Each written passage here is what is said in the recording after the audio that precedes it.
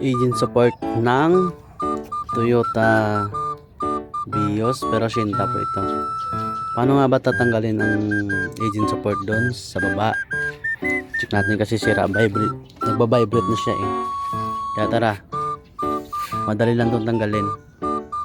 Tara, pasok tayo dito sa baba. Ito guys yung engine support niya sa baba sa transmission. Ito yung support niya ito.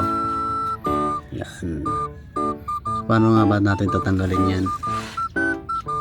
Easy lang yan mga idol. Ito may tatlong tornilyo sa baba, tapos dito meron dito, yan push yun. Kaya tara, let's go.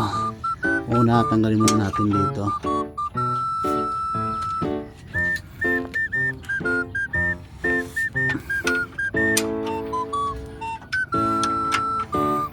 Luwagan muna natin. Ang luluwag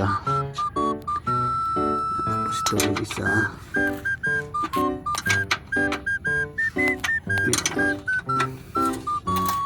Madali lang tanggalin to mga idol. Sundan nyo lang ang video na to. Nalaglag yung cellphone ko Step by step to mga idol para tanggal. Tapos ito baklasin natin to yung tornilyo na to. Yan, para matanggal natin. Yan kasi yung support nyo. Yan. Ito.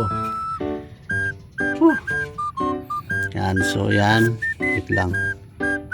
Paano natin tatanggalin yan? Hirap pala dito tanggalin. Kala ko madali lang. Hala. Paano natin tatanggalin yan? Gago! Ha?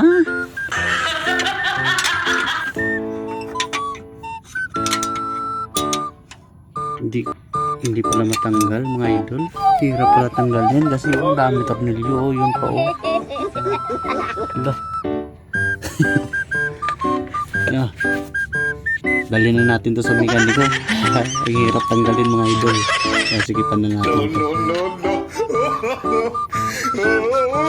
Hirap tanggalin. Hindi kaya tanggalin. Actually mga idol, kanina ko pa to gustong tanggalin, hindi ko matanggal.